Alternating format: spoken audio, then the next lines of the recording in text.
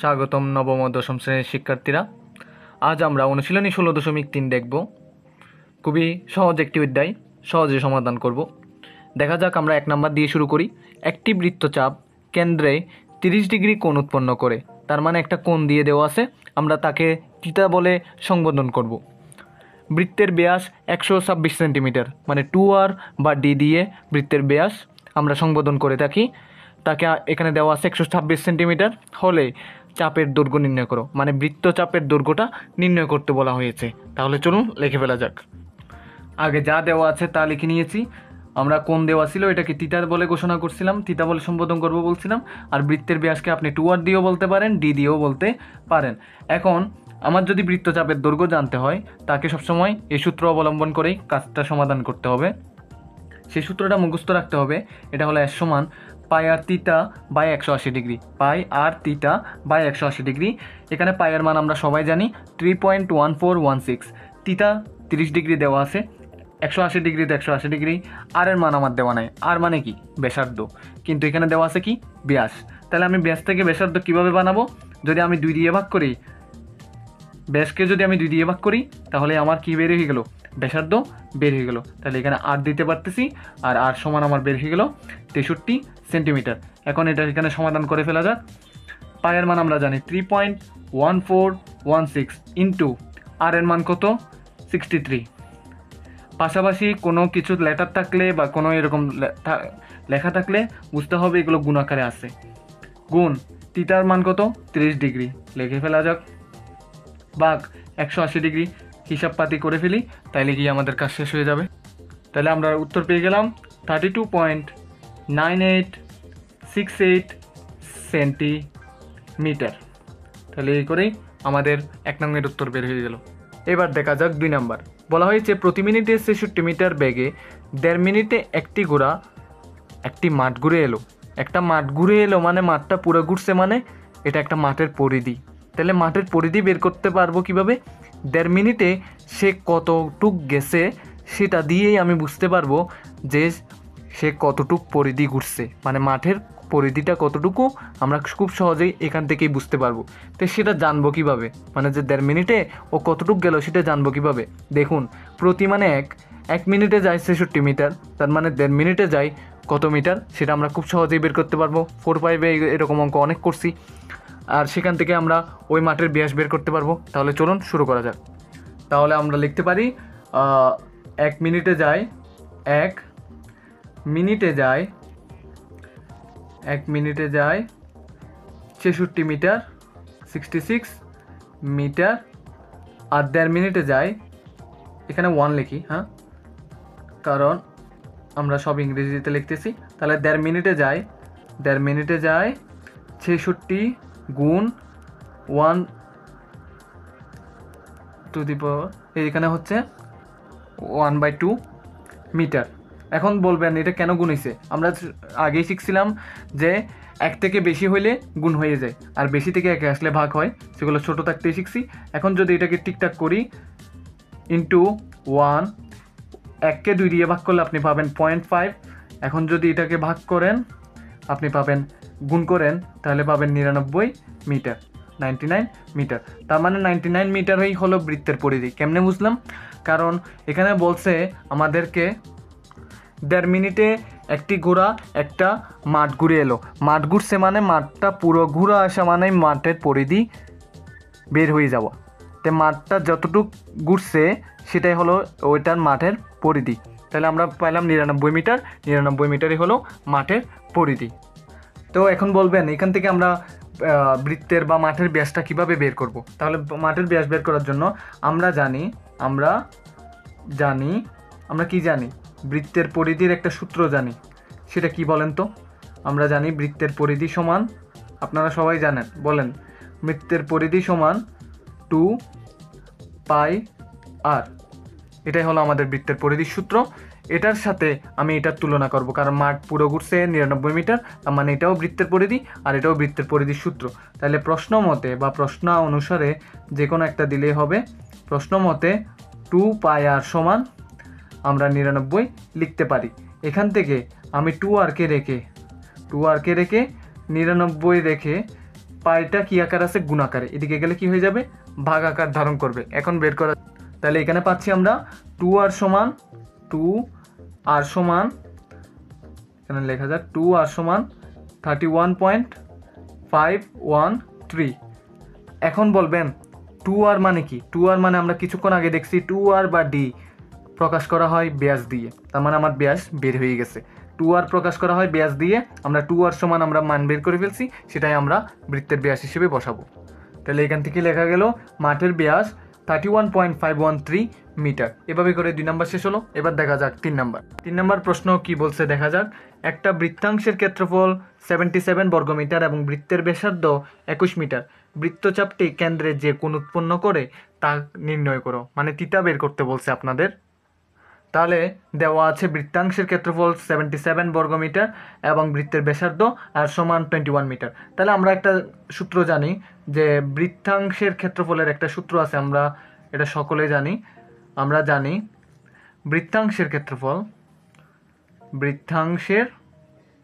ক্ষেত্রফল সূত্রটা হলো pi r square by 360 degree, pi r square theta by 360 degree. আমরা এটা জানি সবাই। এখান থেকে আমরা থিটার মানটা খুব সহজে বের করতে পারবো। কিভাবে? এটা হলো বৃত্তাংশের ক্ষেত্রফল দেওয়া আছে এখানে 77, তার মানটা বসিয়ে দেন, সমান দিয়ে পায়ের মান বসান 3.1416। আমরা সবাই জানি এটা। আর এর মান কত, মানে ব্যাসার্ধের মান কত, 21। তাকে কি দিছে, আর এর উপরে স্কোয়ার আছে, তার মানে এটাকে স্কোয়ার করে দিবেন। ক্লিয়ার? থিটার মান নাই, থিটাকে রেখে দেন। এই থিটাই আমার বের করতে হবে। নিচে 360 ডিগ্রি আছে, এটা রাখুন। এবার এখান থেকে আমরা এগিয়ে যাইতে পারি যে 77-এর সাথে কি হবে, 360 ডিগ্রি গুণ হবে। কেন? এটা ভাগ আকার আছে, এইদিকে গেলে গুণ আকার হয়ে যাবে। আর এগুলো গুণ আকার আছে, তার মানে এগুলো এইদিকে গেলে ভাগ আকার হয়ে যাবে। 3.1416 ইন্টু 21কে স্কোয়ার করে নিয়ে যায়, তাহলে হয় 441। 21কে স্কোয়ার করে নিয়ে গেলে সমান দিয়ে থিটাই বাকি আছে। আর আশা করি এতটুকু বুঝতে পারছেন। এখান থেকে আমরা থিটার মানটা বের করে নিব। তাহলে যদি আমি বের করি তাহলে হচ্ছে 20.008 ডিগ্রি সমান থিটা। তাহলে থিটাটাকে এইদিকে নিয়ে আসি, তাহলে আমার নির্ণীত কোণ বের হয়ে যাবে 008 ডিগ্রি। এখানে কি বের করতে বল, নির্ণীত কোণ কত, সুতরাং নির্ণীত কোণ লেখা যাক। নির্ণীত কোণ, আমাদের কোণ কত বেরিয়েছে, আমাদের 20.008 ডিগ্রি বের হয়ে গেল। তাহলে এবার আমরা 4 নম্বরে ফিরে যাই। প্রশ্নে ফিরে যাই। এখানে বলছে একটি বৃত্তের ব্যাসার্ধ 14 সেন্টিমিটার এবং মানে আর দিয়ে দিছে এবং বৃত্তচাপ কেন্দ্রে 75 ডিগ্রি কোণ উৎপন্ন করে। 75 ডিগ্রি কোণ, ডিগ্রি দিয়ে দিছে মানে থিটা দিয়ে দিছে। তারপর বৃত্তাংশের ক্ষেত্রফল নির্ণয় করো।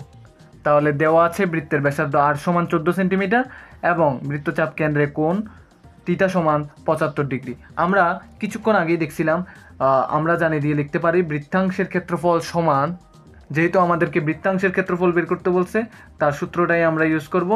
বৃত্তাংশের ক্ষেত্রফল সমান, আমরা সূত্রটা কি দেখছিলাম, পাই r square theta by 360 degree. এখন যার যার মান বসিয়ে দেন, কাজ যথার্থই শেষ হবে। পায়ের মান আমরা জানি সবাই 3.1416 ইন্টু আর এর মান কত পাইছেন 14, কিন্তু আর এর সাথে উপরে কি আছে স্কোয়ার, তাহলে স্কোয়ার করে দেন। ইন্টু কত, থিটা মানে কত 75 বসালাম, নিচে 360 ডিগ্রি আছে। হিসাব করে এখন যদি আমরা হিসাব করি ঠিকঠাক মতো, 14কে যদি আমরা বর্গ করি পাবো তাহলে আমরা 196, আর তার সাথে 3.1416 এবং 75 গুণ করে 360 দিয়ে ভাগ করলে আমরা পাবো 128.282 বর্গ সেন্টিমিটার। 282 বর্গ সেন্টিমিটার। আশা করি আপনারা বুঝতে পারছেন 4 নম্বর অঙ্কটা। এখানে 5 নম্বরে বলা হলো কি, একটি বৃত্তাকার মাঠকে ঘিরে একটা রাস্তা আছে। তাহলে একটা বৃত্তাকার মাঠকে ঘিরে একটা রাস্তা আছে, রাস্তাটির ভিতরের পরিধি অপেক্ষা, মানে রাস্তাটির ভিতরের পরিধি থেকে বাইরের পরিধি 44 মিটার বড়। তাহলে রাস্তাটির প্রস্থ নির্ণয় করো। তাহলে এটা দিয়ে কী বোঝানো হচ্ছে আমাদেরকে, একটু যদি আমরা ভালো করে ভাবি। এখানে আমাদের বৃত্তাকার মাঠকে ঘিরে একটা রাস্তা আছে বলছে, এই রাস্তার ভিতরের পরিধি থেকে বাইরের পরিধি 44 মিটার বড়। এটা দিয়ে বোঝাচ্ছে বাইরের পরিধি থেকে ভিতরের পরিধিটা বিয়োগ করলে আমরা 44 মিটার পাবো। অনেকে বুঝেন নাই, আমি বলি। মনে করেন আপনি হলেন বড় ভাই, বড় ভাই হিসেবে আপনার কাছে 5টা বই আছে, আপনার ছোট ভাইয়ের কাছে আছে 4টা বই।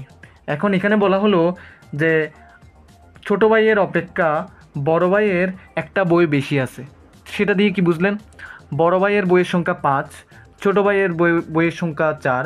5 থেকে 4 বিয়োগ করলে তাহলে আমরা 1 পাচ্ছি। এটাই তো বোঝানো হচ্ছে। তো ঠিক এটাও সেম, বাইরের পরিধি থেকে ভিতরের পরিধি মানে বড় ভাইয়ের থেকে ছোট ভাইয়ের বইয়ের সংখ্যা বিয়োগ করলে যেমন 1 পাইছি, ঠিক তেমনই এটাও বাইরের পরিধি থেকে ভিতরের পরিধি বিয়োগ করলে আমরা 44 মিটার পাবো। এটাই বোঝানো হয়েছে। তাহলে চলুন শুরু করা যাক। তাহলে এখানে যদি ভালোভাবে লক্ষ্য করি তাহলে আমরা দেখতে পাচ্ছি এই ভিতরের বৃত্তটা একটা আছে, বাইরের একটা বৃত্ত আছে। ভিতরের বৃত্তটা হলো মাঠ এবং বাইরের বৃত্তের অংশটা এই যে এখান থেকে এতটুকু পর্যন্ত, এটা হলো রাস্তা। এখান থেকে এতটুকু পর্যন্ত হলো রাস্তা, মানে ভিতরের বৃত্তটা হলো মাঠ, গোলাকার বৃত্ত, গোলাকার মাঠ বলছে, এবং মাঠের বাইরে আছে আপনার রাস্তা। তাহলে আমরা এটাকে একটা নামকরণ করে ফেলি। এটা এ বি সি একটা বৃত্তাকার কেন্দ্র বিশিষ্ট ও কেন্দ্র বিশিষ্ট মাঠ। এটা আর পরিমাণ যায়, এটার বৃত্তের ব্যাসার্ধ হলো আর, আর আপনি এর পরিধি পাচ্ছেন অতিরিক্ত হিসেবে এক্স, মানে রাস্তার পরিধি। রাস্তার পরিধি বলতেছি, রাস্তার মাপটা, রাস্তার প্রস্থ পাচ্ছেন আপনি এক্স। আমরা ধরে নিলাম। তাহলে ধরে নিলাম বললে তো হবে না, কাজটা করে দেখাইতে হবে। তাহলে ধরি বা মনে করি একটা লিখলে হলো, ধরি ও কেন্দ্র বিশিষ্ট, ও কেন্দ্র বিশিষ্ট ও কেন্দ্র বিশিষ্ট এবিসি, ও কেন্দ্র বিশিষ্ট এ বি সি বৃত্তাকার, ও কেন্দ্র বিশিষ্ট এ বি সি বৃত্তাকার, বৃত্তাকার মাঠের, বৃত্তাকার মাঠের চারদিকে, বৃত্তাকার মাঠের চারদিকে এক্স মিটার চৌড়া, এক্স মিটার চৌড়া একটা রাস্তা আছে। এক্স মিটার চৌড়া একটা কি আছে? একটা রাস্তা আছে, লেখা যাবে একটা রাস্তা আছে। রাস্তাটিও বৃত্তাকার। তাহলে লেখা যাক রাস্তাটিও বৃত্তাকার। এতটুকু লিখলেই হবে, রাস্তাটিও বৃত্তাকার। তাহলে এখান থেকে লিখে ফেলুন।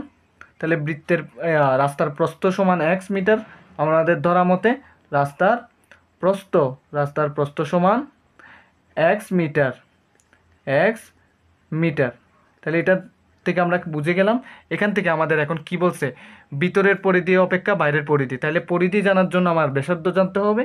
তাহলে আমরা ব্যাসার্ধটা জেনে নিই। তাহলে মনে করির সাথে একেবারে যাচ্ছে গা, এটাও বৃত্তের ব্যাসার্ধ যাবে আমাদের, আর বৃত্তের ব্যাসার্ধ আমাদের যাচ্ছে কত? আর যাচ্ছে। তাহলে বৃত্তের ব্যাসার্ধ পাচ্ছি, বৃত্তের ব্যাসার্ধ পাই আমরা আর ধরে নিলাম, আর মিটার ধরে নিই আমরা, যেহেতু এখানে 44 মিটারের কথা বলছে, তাই মিটার একক যখন মিটারই ধরবো। তাহলে এই বৃত্তের ব্যাসার্ধ যখন আর, সেটার উপর নির্ভর করে আমরা বৃত্তাকার মাঠের, এটা বৃত্তের ব্যাসার্ধ না বলে মাঠের ব্যাসার্ধ বলা দরকার ছিল। আচ্ছা যাই হোক, বৃত্তাকার মাঠের ব্যাসার্ধ, এটা একটু মডিফাই করা যাক। তাহলে এখান থেকে বুঝে নিলাম মডিফাই করে বৃত্তাকার মাঠের ব্যাসার্ধ। তারপর বৃত্তাকার মাঠের আমরা সেটা অনুসারে পরিধি বের করবো, পরিধি পাচ্ছি আমরা। তাহলে আমরা পরিধি কী হবে? 2 পাই আর, 2 পাই আর। তাহলে বৃত্তাকার মাঠের ব্যাসার্ধ পাইলাম আর, এবং বৃত্তাকার মাঠের পরিধি পেয়ে যাব আমরা 2 পাই আর।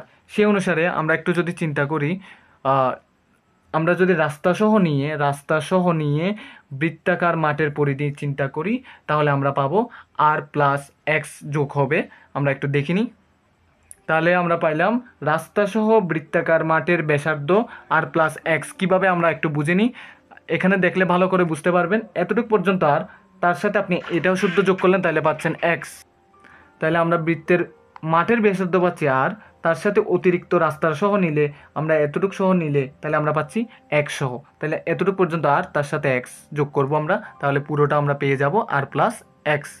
তাহলে এখান থেকে আমরা লিখতে পারি রাস্তাসহ বৃত্তাকার মাঠের পরিধি 2 পাই, এখানে থাকে পরিধি ব্যাসার্ধ, তাহলে ব্যাসার্ধ ছিল আর প্লাস এক্স, তাহলে এতটুকু লেখা গেল আর 2 পাই ইন্টু আর প্লাস এক্স। তাহলে প্রশ্ন মতে আমরা যেটা দেখছিলাম বড় ভাই থেকে ছোট ভাই বিয়োগ, তাহলে বড় ভাই হলো রাস্তাসহ বৃত্তাকার মাঠের পরিধি, মানে রাস্তাসহ বৃত্তটা বড় না আমাদের, রাস্তাসহ বৃত্তটা বড় আর মাঠের বৃত্তটা হলো ছোট। তাহলে বড় বৃত্তের পরিধি থেকে ছোট বৃত্তের পরিধি বিয়োগ করলে আমরা 44 মিটার পাবো, সেটাই আমাকে প্রশ্নে বলা হয়েছিল। তাহলে বড় বৃত্তের পরিধি যেটা আছে সেটা থেকে ছোট বৃত্তের পরিধিটা আমরা বিয়োগ করব এখন। তাহলে এখানেই পাচ্ছি বড় বৃত্তের পরিধি পাইছি এটা 2 পাই ইন্টু আর প্লাস এক্স, তার থেকে আমরা ছোট বৃত্তের পরিধি মানে মাঠের পরিধিটা হলো 2 পাই আর, সেটা আমরা বিয়োগ করলে আমরা 44 মিটার পাবো, সেটাই আমাদের প্রশ্নে বলা হয়েছে। এখন একটা জিনিস দেখেন, এই অংশ এবং এই অংশের মধ্যে মিল কি আছে, 2 পাই মিল আছে। তাহলে 2 পাইকে আপনি লিখতে পারেন মিল, এবং আর কিছুজন মিল নাই, 2 পাই মিল আছে এই দুইটার মধ্যে, এটার মধ্যেও 2 পাই মিল আছে, এটার মধ্যেও 2 পাই আছে, মানে মিল অংশটা আমি আলাদা করলাম। আর যা নাই তা ভিতরে লিখে ফেলি, আর প্লাস এক্স নাই লিখে ফেললাম মাইনাস দিয়ে, 2 পাই নিয়ে ফেলছি আর আছে আরকে লিখলাম ভিতরে, সমান দিয়ে 44 লিখলাম। আর এখান থেকে আমাদের সমাধান খুব দ্রুতই শেষ হচ্ছে।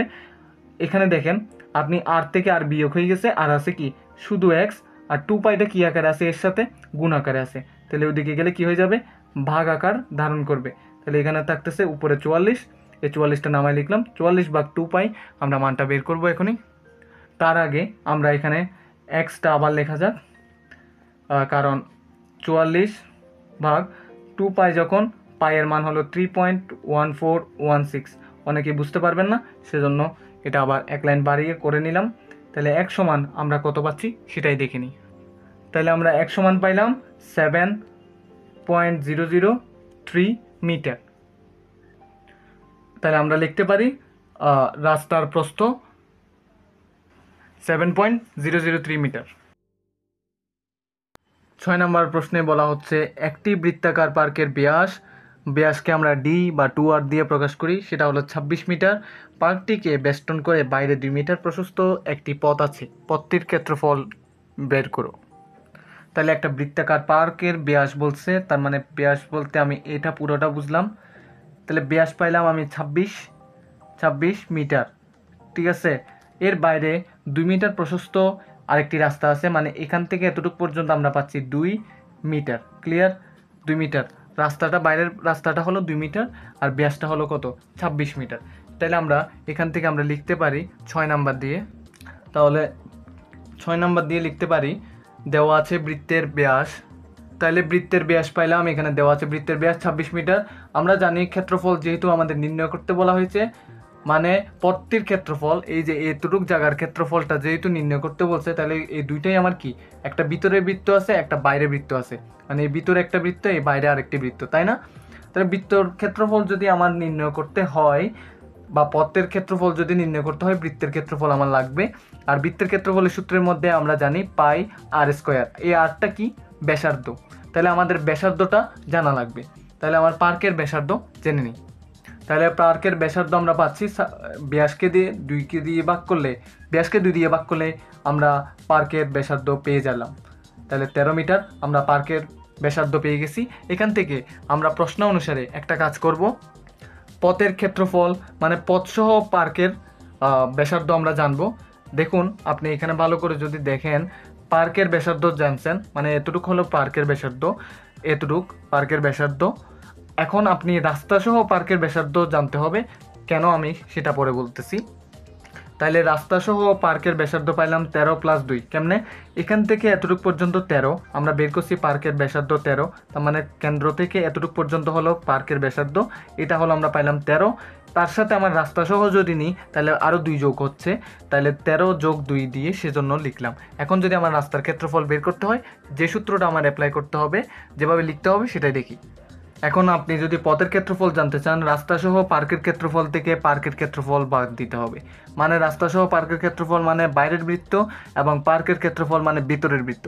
বাইরের বৃত্ত থেকে ভিতরের বৃত্তটা বাদ দিলে ঠিক এই জায়গাটা বের হয়ে যাচ্ছে না, মানে বাইরের বৃত্তটা পুরোটা, তার মধ্যে এতটুক জায়গাটা যদি আমি বাদ দিয়ে দিই, এই বাইরের জায়গাটা বের হয়ে যাচ্ছে না, তো সেটাই করছি আমি এখানে। তাহলে রাস্তাসহ পার্কের ক্ষেত্রফল থেকে আমরা পার্কের ক্ষেত্রফল বাদ দিব। তাহলে রাস্তাসহ পার্কের ক্ষেত্রফল, যেহেতু বৃত্তাকার রাস্তা, তাহলে রাস্তাসহ বৃত্তাকার পার্কের ক্ষেত্রফলের সূত্র হবে পাই আর স্কোয়ার। আমরা জানি পাই আর স্কোয়ার হলো বৃত্তের ক্ষেত্রফলের সূত্র, আর এটা হলো ব্যাসার্ধ। এখন আপনার মাথায় রাখতে হবে পাইটা কি বলছি, আর এটা হলো ব্যাসার্ধ। তাহলে এখানের মধ্যে আমার দেখতে হবে রাস্তাসহ পার্কের ব্যাসার্ধ কত। রাস্তা সহ পার্কের ব্যাসার্ধ পাইছি 13 প্লাস 2, তাহলে 13 প্লাস 2 হোল স্কোয়ার মানে পাই আর স্কোয়ার। পাই আর স্কোয়ার বিয়োগ এটাও পাই আর স্কোয়ার, এখানে পার্কের ব্যাসার্ধ নিতে হবে, আর এটা কি ব্যাসার্ধ, তাহলে ব্যাসার্ধের মধ্যে আমরা আর খুঁজতে হবে, আর কত পাইছি আমি ব্যাসার্ধটা, পার্কের ব্যাসার্ধ 13, তাহলে ইন্টু 13 স্কোয়ার, তার মানে পাই আর স্কোয়ার মাইনাস পাই আর স্কোয়ার, একই সূত্রই অ্যাপ্লাই করছি, শুধু ব্যাসার্ধ চেঞ্জেস আসছে, কেন আসছে আমরা এখানে উপরে ব্যাখ্যা করছি আগেই। তাহলে এটা করি পাই ইন্টু 13 আর 2 যোগ করলে 15 স্কোয়ার বিয়োগ পাই ইন্টু 13 স্কোয়ার। এখন এটা যদি আমরা ক্যালকুলেটরে করি খুব সহজে সমাধান হচ্ছে। এই কাজটাকে আমরা একটু সহজ করব, পাইটাকে কমন নিব, 15 স্কোয়ার মাইনাস 13 স্কোয়ার করবো, তাহলে গিয়ে কাজটা আরও সহজ হবে। আমরা শেষ পর্যন্ত আলটিমেটলি আমরা উত্তর পাচ্ছি 175.993 মিটার, সরি বর্গ মিটার লিখতে হবে যেহেতু ক্ষেত্রফল বলছি, তাহলে বর্গ মিটার প্রায় লিখে দিবেন। তাহলে এই করি আমার 6 নাম্বার অঙ্ক শেষ হয়ে গেল। এবার দেখব আমরা 7 নাম্বার। এখানে বলা হয়েছে একটি গাড়ির সামনের চাকার ব্যাস 28 সেন্টিমিটার।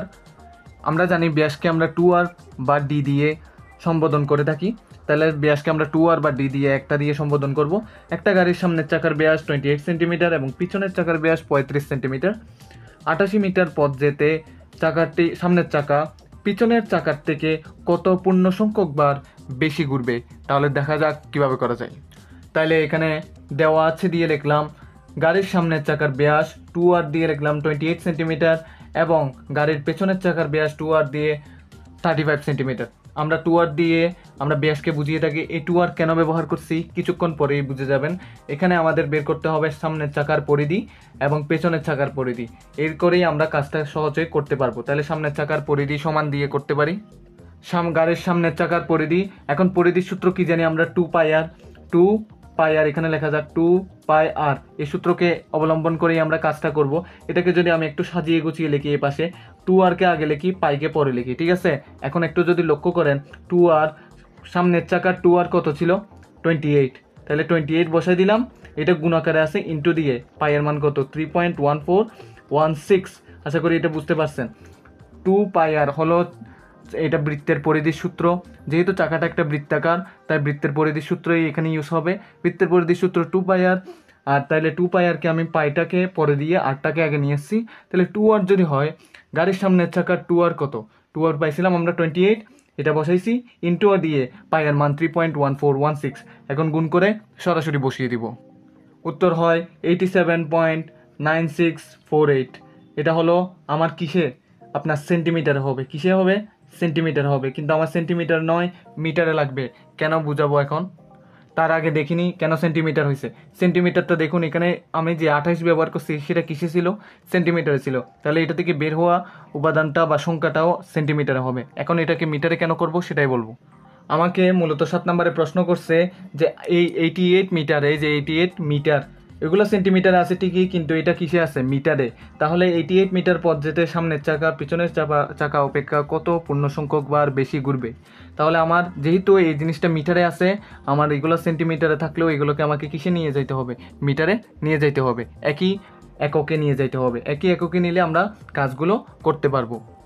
তাহলে আমি যদি এই সেন্টিমিটারটাকে মিটারে নিতে চাই, যা উপরে আছে 87.9648, ওকে যদি আমি 100 দিয়ে ভাগ দিই তাহলে মিটারে পরিণত হবে। কেমনে 100 দিয়ে ভাগ করলে মিটারে পরিণত হবে, আমরা জানি 100 সেন্টিমিটার সমান 1 মিটার, 100 সেন্টিমিটার সমান কয় মিটার 1 মিটার, সেজন্য আমরা 100 দিয়ে ভাগ করলে সেটাকে আমি মিটারে পরিণত করতে পারবো। যদি আমি এখন এটাকে দেখি 0.879648 মিটার হয়ে গেল। তাহলে এই জায়গা থেকে আমরা গাড়ির পিছনের চাকার পরিধিও বের করব। এখন গাড়ির পিছনের চাকার পরিধিও বের করতে আমার একই সূত্র অ্যাপ্লাই করতে হবে 2 পাই আর এর, যেহেতু চাকাটা হলো বৃত্তাকার, তাহলে বৃত্তাকার চাকার পরিধি অবশ্যই বৃত্তের পরিধির সূত্র ইউজ করব, সেটা হলো 2 পাই আর। এটাকে আবার আগে নিয়ে আসেন 2r, পরে পাই নেন 2r, মানে গাড়ির পিছনের চাকার 2r কী ছিল, মানে গাড়ির পিছনের চাকার ব্যাস কী ছিল 35 সেন্টিমিটার ছিল, তাহলে 2r এর বদলে আমরা বসাই দিব 35 ইন্টু 3.1416, এটা গুণ করে যেটা পাবো সেটা হবে সেন্টিমিটারে। তাহলে আমরা এটাকে মিটারে নিতে চাই, আগের বারের মতো যেটা পাবো সেটাকে যদি আমি 100 দিয়ে ভাগ করে দিই তাহলে মিটার নিয়ে যেতে পারবো। তাহলে এখান থেকে বের করে এটা উপরে বসিয়ে দিয়ে কাজ হয়ে যাবে। তাহলে এখানে যদি আমি গুণ করি তাহলে পাবো 109.956, এটা থাকবে সেন্টিমিটারে। আমি একসাথে কাজগুলো করে নিছি। আমি এটা সেন্টিমিটারে থাকতো, আবার পরের লেভেলে গিয়ে এটার মতো, এটা সেন্টিমিটারে ছিল না প্রথমে, তারপর এটাকে কী করছি মিটারে নিছি, 100 দিয়ে ভাগ করে আমরা একসাথে করে ফেলছি। এখন কাজটা যা এখান থেকে গুণ করে পাইছি সেটা এখানে বসেছি, 100 দিয়ে ভাগ করে বুঝাই ফেললাম, এটারে মিটারে নিয়ে নেওয়া হয়ে গেল। তাহলে এটা যদি আমি এখন 100 দিয়ে ভাগ করি তাহলে আমরা পাবো এখন 1.1.09956 মিটার। তাহলে আমাদের গাড়ির সামনের চাকার পরিধি এবং গাড়ির পিছনের চাকার পরিধি বের হয়ে গেল। এখন খুব সহজে আমরা কাজগুলো শেষ করতে পারবো। এবার আমরা বের করব 88 মিটার পথ যেতে গাড়ির সামনের চাকা কতটুকু ঘুরে। 88 মিটার পথ যেতে গাড়ির সামনের চাকা ঘুরে 88 ভাগ সামনের চাকার পরিধিটা লিখলেই হয়ে যাবে। সামনের চাকার পরিধি কত পেয়েছিলাম? 0.879648, এটাই তো পেয়েছিলাম, সেটাই লিখবো আর এখানে বার লিখে দেবো, ইজি। তারপরে কয়বার ঘুরছে এখন বের করে ফেলি আমরা এটা দিয়ে, এটাকে ভাগ করে। তাহলে এটা যদি আমি ভাগ করি তাহলে পাবো 100.04 বার।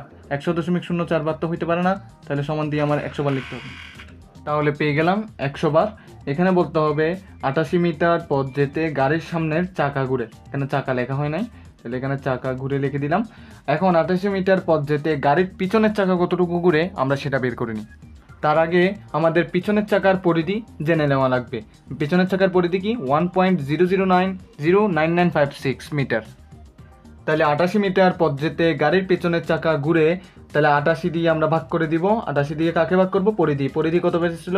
1.09956, এটাই তো বেরিয়েছিল। তো এটা দিয়ে আমাদের বার লিখে দেওয়া লাগবে এখানে। তাহলে বার যদি লিখে দিয়ে ভাগ করলে আমরা পাবো 80.003 বার। এভাবে করে তো লিখলে চলবে না, এখন ডাইরেক্ট একটা সংখ্যায় নিয়ে আসতে হবে।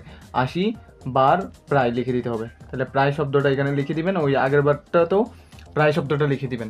এখন লিখতে হবে আমাদের সামনের চাকায় 100 বার বেরিয়েছে, পেছনের চাকায় 80 বার, 88 মিটার পথ যেতে। এখন এই যে আমাদের সামনের চাকা থেকে পেছনের চাকা কতটা কম ঘুরে বা পিছনের চাকা থেকে সামনের চাকা কতটা বেশি ঘুরে সেটাই বের করতে হবে। তাহলে সামনের চাকা পেছনের চাকা অপেক্ষা বেশি ঘুরে সমান দিয়ে আমরা সামনের চাকা কয়বার ঘুরে সেটা আগে লিখি 100 বার, আর পিছনের চাকা ঘুরে 80 বার, সেটা যদি আমরা বিয়োগ করে দিই তাহলে পেয়ে যাব সমান দিয়ে কতবার? 20 বার পেয়ে যাব, 20 বার। তাহলে সামনের চাকা অপেক্ষা পিছনের চাকা 20 বার বেশি ঘুরে। এবার আমরা 8 নম্বর প্রশ্নটি দেখব। এখানে বলা হয়েছে একটি বৃত্তের পরিধি 220 মিটার, তার মানে একটা বৃত্তের পরিধি দিয়ে দিচ্ছে 220 মিটার। ওই বৃত্তে অন্তর্লিখিত বর্গক্ষেত্রের বাহুর দৈর্ঘ্য নির্ণয় করো। তার মানে এই বৃত্তের মধ্যে ভিতরে একটা বর্গক্ষেত্র আছে, তার বাহুর দৈর্ঘ্য নির্ণয় করতে বলে দেওয়া হলো। তাহলে আমরা একটা বৃত্ত আঁকলাম, ফ্রি হ্যান্ডে আমি একটা বর্গক্ষেত্র আঁকলাম। তার মানে এখানে বলছে কি, এই যে বৃত্তের মধ্যে একটা কি আছে? বর্গক্ষেত্র আছে। আমার এই বাহুর দৈর্ঘ্য যে কোনো একটার মান বের করলেই হইলো, কারণ বর্গক্ষেত্রের তো চারো বাহুই সমান। যে কোনো একটা বাহুর দৈর্ঘ্য বের করতে পারলেই আমার চারোটা বাহু একই পরিমাণেই হবে, আমরা জানি সেটা। এখন আমাদেরকে কি করতে হবে? একটা বাহুর দৈর্ঘ্য যদি নির্ণয় করতে চাই তাহলে আমার মাঝখানে এই কর্ণটা জানা লাগবে। মানে এই বর্গক্ষেত্রের কর্ণ মানে হলো এই বৃত্তের ব্যাস। কেমনে? কারণ হলো আপনি যদি একটা প্রান্ত থেকে আরেকটা প্রান্ত কেন্দ্রচ্ছেদ করে যান তাহলে এটা একটা ব্যাস হয়ে যায়। তাহলে ব্যাস বা কর্ণ এটাই আমরা আগে নির্ণয় করব। তাহলে এ থেকে সি পর্যন্ত আমরা টেনে নিব কর্ণটা বা ব্যাস। দেখুন এই যে আমি কর্ণ বা ব্যাস, বৃত্তের ব্যাস বা চতুর্ভুজের এই বর্গক্ষেত্রের কর্ণ আঁকার কারণে এটা একটা সমকোণী ত্রিভুজ হয়ে গেছে। যে মাত্র সমকোণী ত্রিভুজ হয়েছে, আমি যদি এটা জানতে পারি খুব সহজেই আমি পিথাগোরাসের উপপাদ্য ইউজ করে আমরা এই বাহুর দৈর্ঘ্যগুলো বের করে ফেলতে পারবো। তাহলে আমাদের এখন করণীয় কি? আমাদের ধরি দিয়ে লিখতে হবে, ধরি এবিসিডি বর্গক্ষেত্রটি, এবিসিডি বর্গক্ষেত্রটি একটি ওই বৃত্তে অন্তর্লিখিত হয়ে গেল। তাহলে এখন আমাদের দেখতে হবে প্রশ্নের দিকে। প্রশ্নে দেওয়া আছে একটা বৃত্তের পরিধি 220 মিটার। তাহলে আমার পরিধির সাথে তাল মিলিয়ে কাজ করার জন্য আমরা বৃত্তের পরিধির সূত্রটা কি জানি? 2πr। যদি আমাদের বৃত্তের ব্যাসার্ধ আর হয়ে থাকে তাহলে আমরা বের করে নিই। তাহলে দেওয়া আছে বৃত্তের পরিধি 220 মিটার। এখন আমরা জানি বৃত্তের পরিধির সূত্রটা লিখে ফেলবো 2πr। তাহলে আমরা জানি বৃত্তের পরিধি 2πr। দুইটাই দেখেন বৃত্তের পরিধির মান, তাহলে এই দুইটা আমরা যোগ করে বা এখন দিয়ে লিখলে আমরা এখান থেকে বৃত্তের ব্যাসটা জেনে ফেলতে পারবো। কিভাবে দেখুন, 2πr সমান 220। এই জায়গা থেকে আমরা 2r কে রেখে পাইকে ওইদিকে পাঠাই দিব, পাঠাই দিলে এটা কী আকারে যাবে, এদিকে গুণ আকারে আছে, এদিকে গেলে ভাগ আকার ধারণ করবে। তাহলে আপনারা পায়ের মান জানেন 3.1416, 3.1416, এটা পাশে করে ফেলি, 220 ভাগ 3.1416, তাহলে এটা কিসের মান বের হচ্ছে, 2r এর মান। তাহলে 2r এর মান কেন বের করতেছি আমরা এখন বুঝতে পারবো। তাহলে আমরা পাচ্ছি 2r এর মান 70.03। এখন আপনি যদি ভালো করে লক্ষ্য করেন এই 2rটা কিসের মান, 2r মানে কি আমরা জানি 2r ব্যাসকে চিহ্নিত করে, 2r বা d এগুলো দিয়ে আমরা জানি যে এগুলো দিয়ে ব্যাসকে বোঝানো হয়। তাহলে এটা হলো একটা বৃত্তের ব্যাস, আবার সেটাই বৃত্তের এই কর্ণটা সেমই। তাহলে আমি 2r সমান আমি এসি লিখে দিতে পারতেছি, তাহলে এদিকেই আমরা লিখতে পারি। সুতরাং এসি সমান 70.03। তাহলে এখন আমাদের কাজ হলো এই বৃত্তের এই একটা বাহুর দৈর্ঘ্য নির্ণয় করা। তাহলে এই বৃত্তের যদি আমি বাহুর দৈর্ঘ্য নির্ণয় করতে চাই, একটা পিথাগোরাসের উপপাদ্য ইউজ করলে হবে। এবিসি ত্রিভুজকে নিয়ে এখানেই করি, ত্রিভুজ এবিসি হতে পাই, ত্রিভুজ এবিসি হতে পাই বা ত্রিভুজ এবিসি তে পিথাগোরাসের উপপাদ্য ব্যবহার করে। তাহলে ত্রিভুজ এবিসিতে পিথাগোরাসের উপপাদ্য যদি ইউজ করি, আমরা জানি লম্ব স্কয়ার যোগ ভূমি স্কয়ার। তাহলে লম্ব স্কয়ার যোগ ভূমি স্কয়ার মানে লম্ব আছে এটা এ এবিসি ত্রিভুজের মধ্যে, লম্ব আছে বিসি আর ভূমি আছে এবি। তাহলে এবি স্কয়ার যোগ বিসি স্কয়ার সমান এসি স্কয়ার লিখতে পারতেছি, মানে লম্ব স্কয়ার যোগ ভূমি স্কয়ার সমান অতিভুজ স্কয়ার, এটা ঠিক আছে, বা ভূমি স্কয়ার যোগ লম্ব স্কয়ার সমান অতিভুজ স্কয়ার, একই কথা। এখন আমরা যার যার মানগুলো বসাবো। এখন দেখুন এবি স্কয়ার আমি টিক লিখতে পারতেছি, এ এবি। বিসি সমান আমরা জানি এবি, কেন আমি বিসির বদলে আমি এবি কেন বসাবো, তার কারণ হলো আমরা জানি বর্গক্ষেত্রের প্রত্যেকটি বাহুই সমান হয়। তাহলে এই বাহুটা এই বাহুর সমান, এই বাহুটা এই বাহুর সমান, সেটা এর বাহুর সমান, আবার এটার সমান এটা, মানে চারোটি বাহুই সমান। যখন চারোটি বাহু সমান, আমার অঙ্কের সুবিধার কাজে আমরা এই বাহুটা একই রকম রেখে, মানে এবি এবি আছে, বিসিটারে আমি এবির সমান বোঝানোর জন্য আমি এবি বসাইছি, মানে এবি এবি রাখলাম, বিসিটাকে আমি বর্গের প্রত্যেকটা বাহু যেহেতু সমান আমি বিসির বদলে আমরা এবি লিখলাম। কথা আশা করি বুঝতে পারছেন। এখন এসির মান কত পাইছেন, 70.03, 70.03 হোল স্কোয়ার, বাইরে স্কোয়ার আছে, তাহলে এখানে একটা নোট লিখে দিতে হবে, সেটা হলো এবি সমান বিসি। যেহেতু এটা কি বর্গক্ষেত্র, বর্গক্ষেত্রের প্রত্যেকটা বাহু যেহেতু সমান, তাহলে একজনের বদলে আমি আরেকজনের বাহুর নাম লিখে দিতে পারতেছি। দুইটা এবি স্কোয়ার আছে, তাহলে 2 এবি স্কোয়ার সমান দিয়ে এটা যত মানটা পাবো আমরা, তাহলে এটা পাবো আমরা 4903.9, 4903.92 পাচ্ছি। এখন এখান থেকে আমার এবির মান বের করতে পারলে হইলো, এবি মানে এই যে একটা বাহুর মান বের হয়ে যাবে। তাহলে এবি স্কোয়ার সমান 2টা গুণ আকারে আছে, এদিকে আসলে কী হয়ে যাবে, ভাগাকার ধারণ করবে। তাহলে 4903.92, আশা করি বুঝতে পারছেন। 92 এটা ভাগ করে যা পাবো সেটাই আমার অ্যাবির মান হবে। এখান থেকে আমরা আরও একটা লাইন করতে হবে, অ্যাবি সমান দিয়ে রুটটা ওইদিকে নিতে হবে, কারণ আমরা অ্যাবির মান বের করতে চাই, অ্যাবি স্কোয়ারের মান বের করবো না। তাহলে স্কোয়ার যদি আমি উঠাই অন্য পাশে রুট এসে যাবে, টিক সব রেখে দেন, ক্যালকুলেটরে বসাই দিবেন, বসাই দিলে আপনার মান এসে যাবে, আপনার মান আসবে। এখন সেখান থেকে আপনার অ্যাবির মান আসবে 49.517, 49.517। অনেক ক্যালকুলেটর আছে যেগুলোতে সমাধান করা অনেক কষ্টকর। তাহলে প্রথম কাজ করবেন, এই 4903.92 আছে সেটাকে 2 দিয়ে ভাগ করবেন, যেটা পাবেন সেটাকে আপনি রুট ওভার দিয়ে মানটা বের করে নেবেন। অনেকে হয়তো বা একসাথে দিতে পারেন অনেক ক্যালকুলেটরে, তাদের জন্য এটা বলা। তাহলে এটার মান পেয়ে গেলাম আমরা 49.517 মিটার। তাহলে আমরা লিখে দিতে পারতেছি। এইভাবে করে আমাদের 8 নম্বর শেষ হলো। এবার দেখবো 9 নম্বর। এবার দেখবো আমরা 9 নম্বর। এখানে বলা হয়েছে একটি বৃত্তের পরিধি একটি সমবাহু ত্রিভুজের পরিসীমার সমান, এদের ক্ষেত্রফলের অনুপাত নির্ণয় করো। মানে বৃত্তের ক্ষেত্রফল এবং সমবাহু ত্রিভুজের ক্ষেত্রফলের অনুপাতটা নির্ণয় করতে বলা হয়েছে। তাহলে আমরা আগে এখানে প্রথম বাক্যে কী বলছে সেটাই সমাধান করি। একটি বৃত্তের পরিধি একটি সমবাহু ত্রিভুজের পরিসীমার সমান। তাহলে বৃত্তের পরিধির সূত্রটা কি জানি, 2πr, এবং সমবাহু ত্রিভুজের পরিসীমার সূত্রটা কি জানি, 3a। তার মানে ওই দুইটা সমান বোঝানো হচ্ছে। তাহলে আমরা জানি বৃত্তের পরিধি সমান 2πr, সমবাহু ত্রিভুজের পরিসীমা সমান 3a। তাহলে এই দুইটা আমার প্রশ্ন মতে বলতেছে এই দুইটা হলো আমার সমান। তাহলে এই দুইটা যদি সমান হয় তাহলে আমরা লিখতে পারতেছি 3a সমান 2πr, মানে এই দুইটা সমান বোঝানোর জন্য এটাই তো বলছে আমাকে প্রশ্নের মধ্যে, সেটাই করলাম। তো সেখান থেকে আমি এর মানটা বের করে নেবো, এর সাথে 3 গুণ আকারে আছে, এদিকে গেলে আমরা ভাগাকার দ্বারণ হবে, তাহলে এটা 2 পাই আর আমরা লিখতে পারতেছি। এবার আমাদেরকে এদের ক্ষেত্রফলের অনুপাত বের করতে হবে। তাহলে এদের ক্ষেত্রফলের অনুপাতের মধ্যে আমরা কি জানি? বৃত্তের ক্ষেত্রফলের সূত্র হলো কি? পাই আর স্কোয়ার। সমবাহু ত্রিভুজের ক্ষেত্রফলের সূত্র হলো √3/4 a স্কোয়ার। তাহলে আমরা জানি সমবাহু ত্রিভুজের ক্ষেত্রফল সমান √3/4 a square into a square বর্গমিটার। তাহলে আমরা তার মানগুলো বসাবো। √3/4 আছে, বসিয়ে দিই। এর মান আমরা উপরে পেয়েছি 2πr/3, সেটাই আমরা বসাবো 2πr/3 হোল স্কোয়ার। এটা যদি আমরা সমাধান করি খুব সহজে আমাদের মানটা বেরিয়ে আসবে। তাহলে আমরা যদি এখান থেকে সমাধান করি, √3/4 থাকুক, এই জায়গা থেকে আমরা সমাধান করতে পারতেছি। 2কে স্কোয়ার করলে হয় 4, পাইকে স্কোয়ার করলে হয় পাই স্কোয়ার, আরকে স্কোয়ার করলে হয় আর স্কোয়ার, বাই 3কে বর্গ করলে হয় 9। এখন এখান থেকে আমরা খুব সহজে সমাধান করতে পারবো। কিভাবে দেখুন, √3/4 ইন্টু 9কে আপনি যদি ভাঙেন 3 × 3 পাবেন, মানে 3 × 3 = 9।